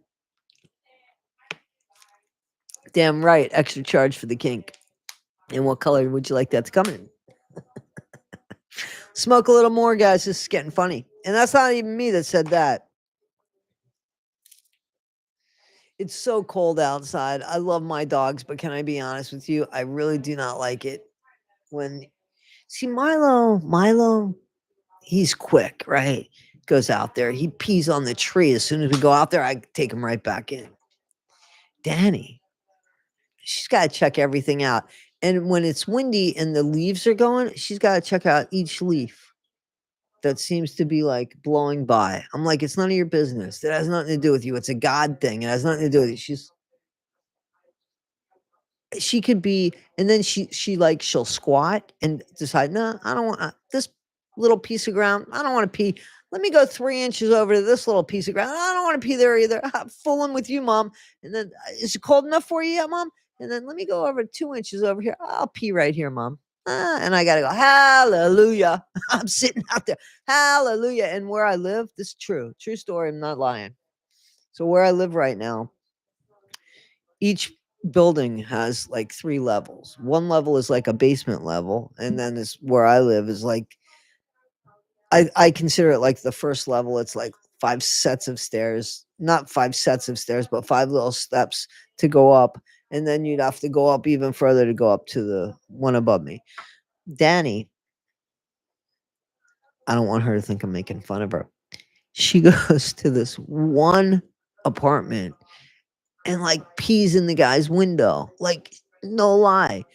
That guy could wake up, like, I'm waiting for him to open up his window and just, like, freak my dog out because, like, she might as well be looking into his bedroom when she's peeing, and that's where she wants to pee, and if not there, then it's in the living room window. If not seriously, if not there, I go around the back. It's in his bedroom window. Like my dog, no lie. I really don't care for the way these apartments are set up because you could see in everybody's apartment, nobody has like their windows, like their blinds open, except not their blinds, but their drapes open, except me because Danny has learned to like get on the fucking windowsill so that she can see things, even though I made something for her to sit comfortably on and look outside. Nope. So like she is I can't close my drapes anymore because there's teeth marks in them. She opens them. And I just don't like that because of that everybody can see in, you know. So I don't like that. But I understand that she wants to see out and I get that. It's more important she sees out. So it is what it is for the next 6 months. Oh my gosh. What did somebody write? What did you write about wee wee circles? Somebody wrote about wee wee circles. Yes, Danny will have me going in circles forever. The other day, seriously, the other day, like no lie. I was like, if anybody's looking at me going around in circles with my dog, they definitely see that she's the ruler in this house.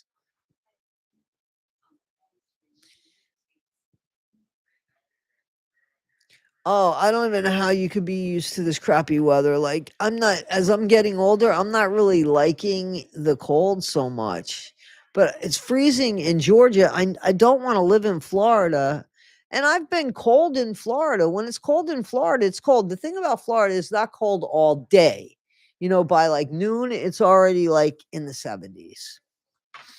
My friend sent me this great picture of Florida And it was right while I was telling a coworker how I didn't even want to walk to my car this morning because of how cold it was. My bitch of a friend sent me this beautiful picture of the Florida of the beach and the sun coming up, and it was really pretty. And I was like, "Damn," you know. I would rather be cold than hot. That's the truth. I can't be hot. I would rather be cold than hot. And I'm pretty warm when I'm out there walking the dogs because like I'm wearing sweatpants now, but under my sweatpants are jeans. Like, no lie, I'm wearing jeans and then my sweatpants, and then I have a long sleeve shirt on under this, and then I throw a jacket on, and then I throw a scarf on, and then I'm wearing a hat, and then I got gloves on. Oh man, I look like fucking remember the movie Christmas Story where the guys, the little boys, like all dressed and he can barely walk, because he's got so much padding on. That's the way I look. And then I put the dogs in sweaters, but Danny, she will not go to the bathroom. That I figured out. She won't go to the bathroom with any clothes on whatsoever. So, you know, so I can't. Milo doesn't mind wearing them. She kind of likes wearing this stuff, but she won't go to the bathroom in it. So that makes no sense. So I don't bother putting it on her now. Milo, he can pee in anything. So yeah, but she likes to wear clothes. She just doesn't she just doesn't want to pee in wearing anything. She likes to pee in the nude. She's an exhibitionist. That's my dog to her. She's so cute. She's laying here, she with a smile on her face. I should get a picture.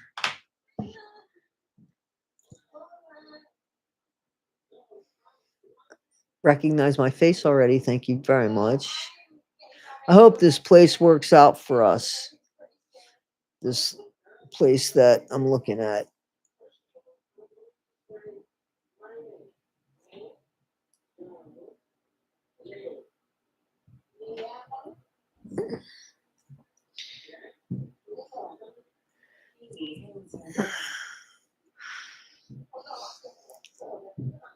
See her smiling?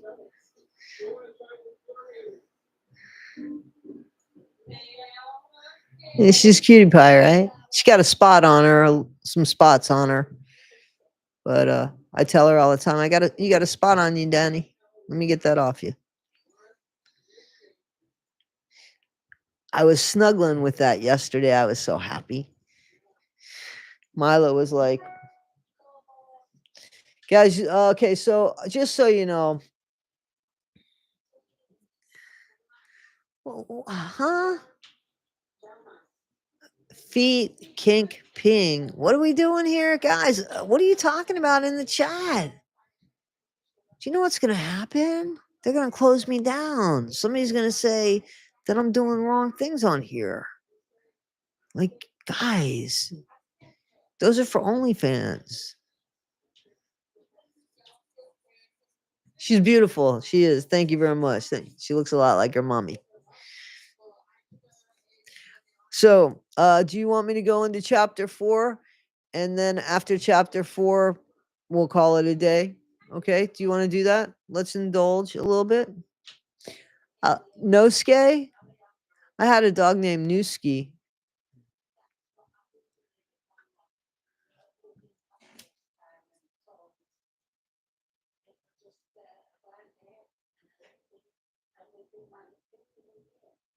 I love you, old man. Happiest boy in the world, you are. You know that, right, Bubble? My boy. Milo. Milo Winston.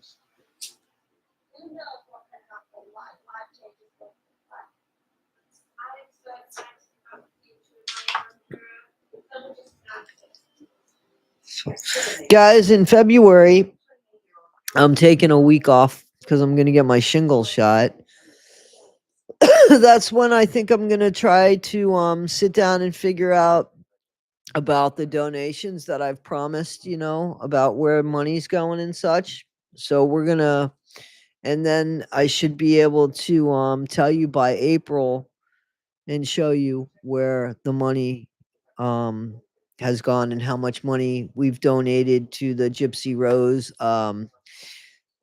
wheelchair thing that the Toddy One Skip crew is going to be sending, because we're going to obviously help people get wheelchairs. And Gypsy's going to act like she never got anything for free. All right. So, you guys ready to rock and roll? What are we going to do for Nick? Listen, I write to Nick. I don't want to push it with him. He hasn't written back to me. I'm going to write to him again. Just to let him know that the support that I have for him is unconditional and the support that we have for him is unconditional, right? I want him to know that. So, we'll see.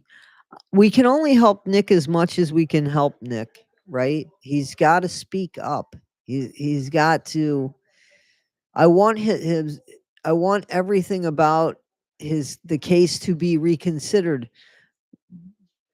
But why work hard at something if that day happens and he says, I don't want to do that? Or Toddy won't skip its AI. Did you guys see that? Toddy won't skip its AI. Guys, it just makes no sense to help Nick until he says, listen, help. Can you guys help?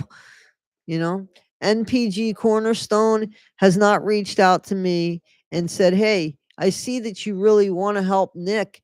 We're the organization. Here's what you could help with. Here's what you could do. Or can you do this? Or can you interview on your channel?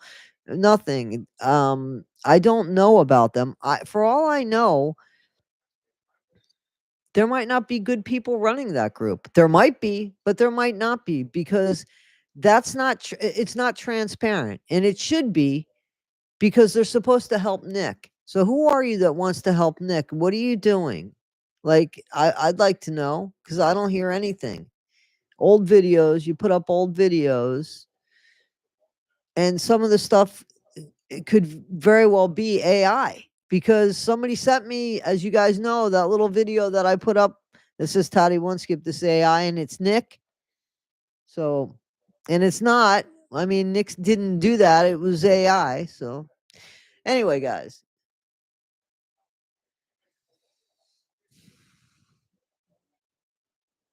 Do you reach out on Morbid's chat? Try to contact Nick's dad. He reached. Did Nick's dad reach out on Morbid's chat? Bobby Godejohn did reach out. Well, Morbid wants. Well, Morbid doesn't. He wants Nick to have. I think he wants Nick to have a reconsideration. He doesn't want Nick out on the street.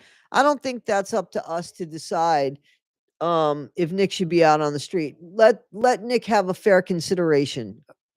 And he didn't have that. That's all I want. And then let it be decided on fairness what Nick should get.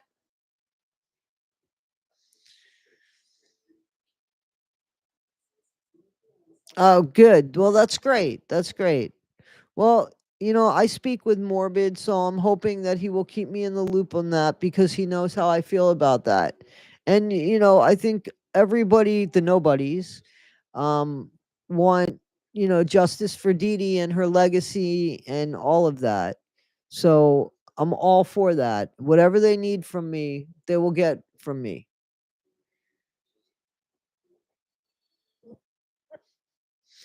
I can't imagine how he could be threatened by Gyp shit. I just can't imagine. Like, what the hell? She is so satanic. I mean, she's just. Oh, you listen to him in the mornings on the way to work? I usually listen to him on the way to work too at night, and then I listen to him at work if I'm alone. If I'm not alone, I have to listen to somebody else, and then I listen to him later on a faster speed. Because I try to listen to a bunch of stuff. Okay, so chapter 4, and then we're gonna call it a day, because I got to go back to sleep.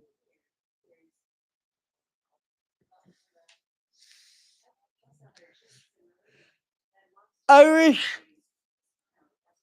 are you here in the States or are you over in Ireland? I so want to go live in another country. Sorry, guys. I got chills. The multiplying, and I'm losing control. I did get chills. All right. The Rage Inside of Me, Chapter 4, The Rage Inside. Are you? Oh, so you're in USA? In Georgia. Oh, that's right. Okay, you're the one that said Georgia. I got to bounce. See you later, Jamie. Be well. Your kiddo just got called. All right. Well, I hope everything's good. I hope everything's good. I hope everything's good. Thank you, as always, Jamie, for joining us. Chicken. I love chicken. Did you guys see that at all? Look that up. Chicken song. I told you. Ireland is beautiful. Ireland. Oh, I thought you were saying, oh, Toddy, you're an asshole, but you wrote you're the absolute best. I think I need to go to sleep. Okay, let's go. The Rage Inside, Chapter 4. When I was 6 years old in 2009, Ruby gave birth to baby number 4, another girl. My 3 aunts and their husbands were all present at the delivery. Why? And as the story went, my sister just popped out very fast as though she were excited to be part of the party. There's a party going on. The day Ruby came home from the hospital, I remember hovering in the doorway of her bedroom, watching as Ruby's mom. Watching as Ruby's mom presented her with a gift, a set of beautiful silk pajamas. As I stood there, taking in the scene, I couldn't help but feel a pang of something I couldn't quite name. Jealousy, longing. Ruby and her mom shared a bond that seemed impenetrable, a closeness I both admired and envied.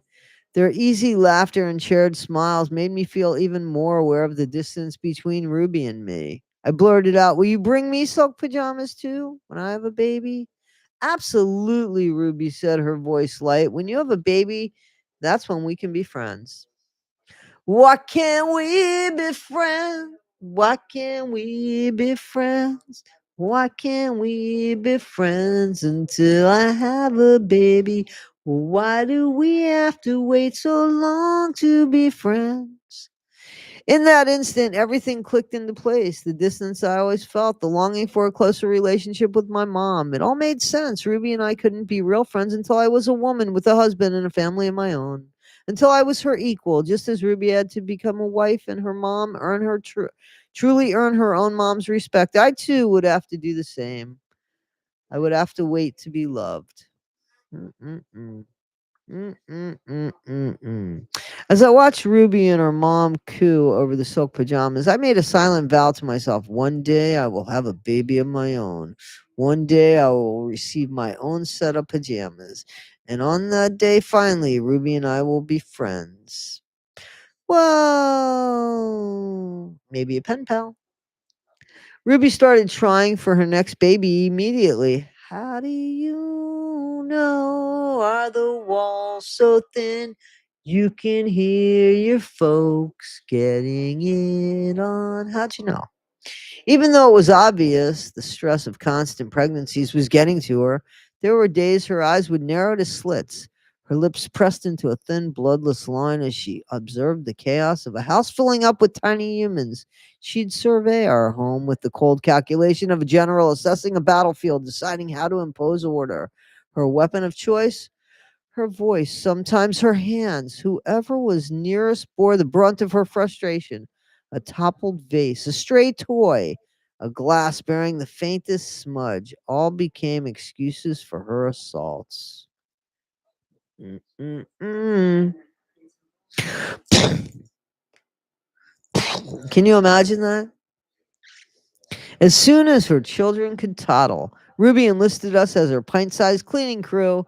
Ruby's philosophy was simple everyone contributes, everyone stays busy. Idle hands were the devil's playground, after all.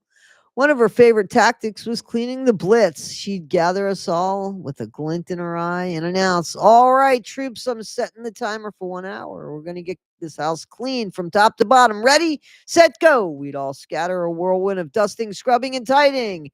It was chaotic, exhausting, and weirdly exhilarating. I didn't mind being mommy's little helper, taking charge of my siblings to assist in our increasingly demanding domestic life. Money was very tight, but Kevin's career as a geotechnical engineer was on the rise. He was genuinely fascinated by tec- tectonics. I don't know what that is, and earth liquefaction.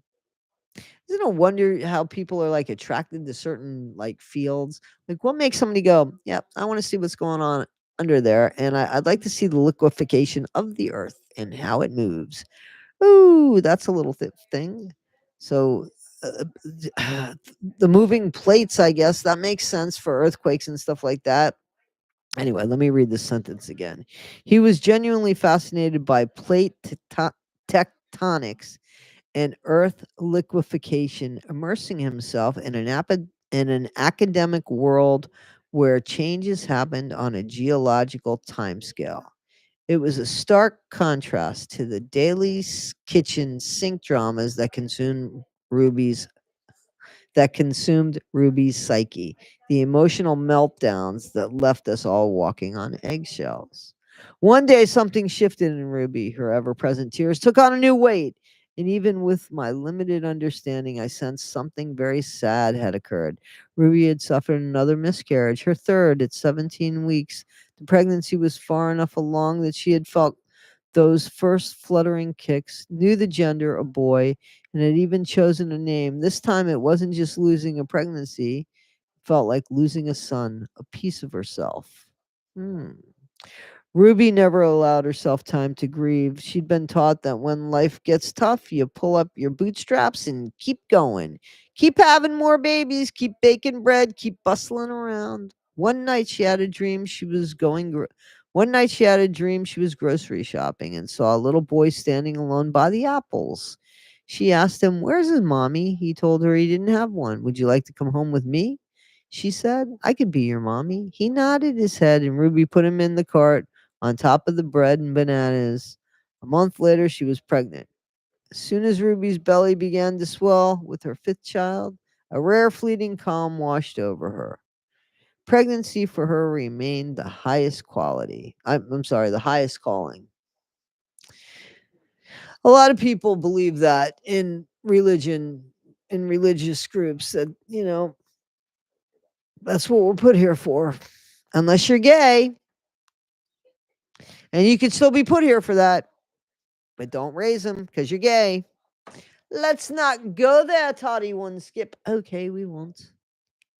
I'm not losing it, guys. A little tired, but not losing it. Okay. Let's see.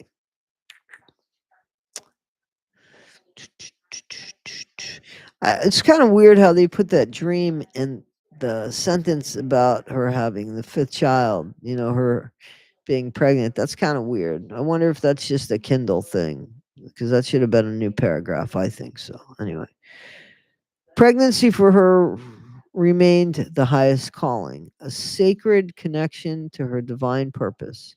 In those moments of quiet contemplation, when Ruby's hand rested gently on her growing bump, I saw glimpses of her at her most peaceful and fulfilled. How I longed to taste that same sense of purpose, to embark on my own spiritual journey and discover the true meaning of life. Well, guys, that was chapter 4. Chapter 5, we could do, I said Friday, right? Friday at 2 o'clock. I really need to see how to do this, because I should be able to, like, there we go. Okay. I wanted to put like a little tag on chapter 5. Okay, so chapter 5, the next one is called Pioneers. So it's going to take a while to read this book because I think that there's a lot to it, but maybe we could read some more on the days that I'm off work, or, I don't know. We'll see. We'll see. You guys liking it?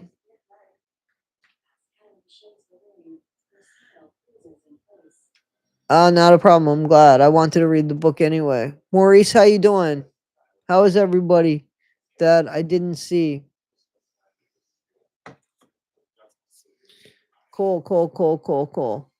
Cool, guys, cool. Anyway, I do have to go to sleep because I'm really tired. My wrist hurts too. Um, yeah, I'm enjoying it too. I'm enjoying it too. So I'm charging my little Kindle, but I do have to like I do want to get more familiar with it because it is different than the last one that I had. So, yes, I'm going to go to sleep. Guys, thank you so much for like the memberships and stuff. That's so kind of you. I'm so appreciated. I'm so appreciative for it. I thank you so so much. And this book is absolutely fantastic. I mean, I love the writing in this book right away. I can't wait. And I think that it's clear she just hasn't hit on her dad yet, though. From my understanding, her dad and her have mended fences. And listen, you need your parents. If they're shit bags or not shit bags, you need your parents. Everybody wants to be loved and wanted by their parents and feel that way, right? That should be the safest place on earth for us is our parents, right? Not for Shari and not for the others, clearly. I'm glad you guys enjoy it. All right, so I'll see you on the next one.